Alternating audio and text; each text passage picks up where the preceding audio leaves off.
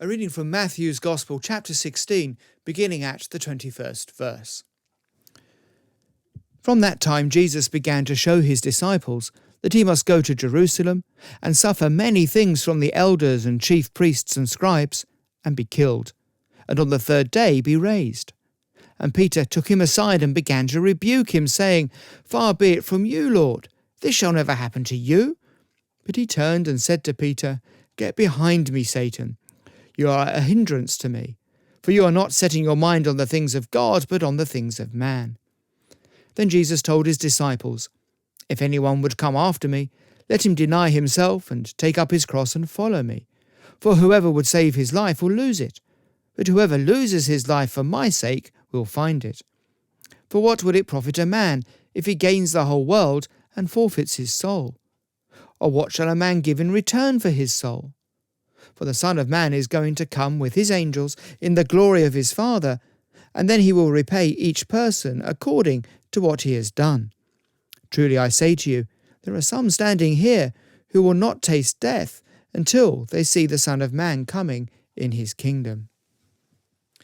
Much in that passage, of course, but let's look at that quite well-known saying of Jesus that's tucked away in it, where Jesus says, "If anyone would come after me, let him deny himself and take up his cross and follow me."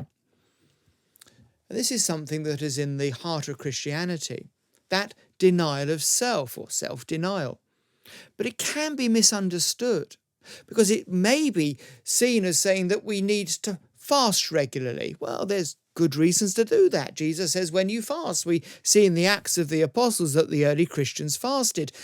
But that's not what Jesus is getting at here.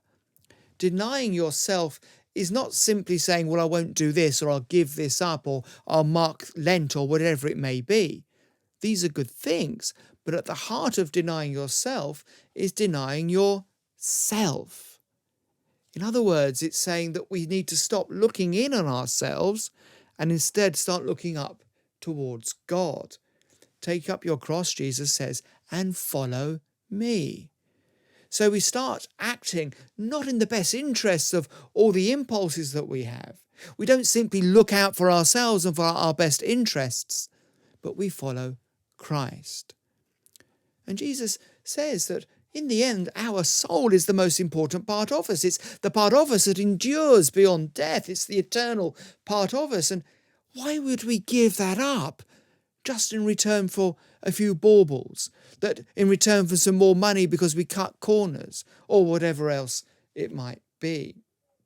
No, Jesus says that it's only in following Christ, in laying down your life, that you gain everything. The problem is, you see, that naturally speaking, we are people who are turned inwards, always looking to our own self-interests. It's that survival instinct that is deep within us. But actually there is a deeper and a better path.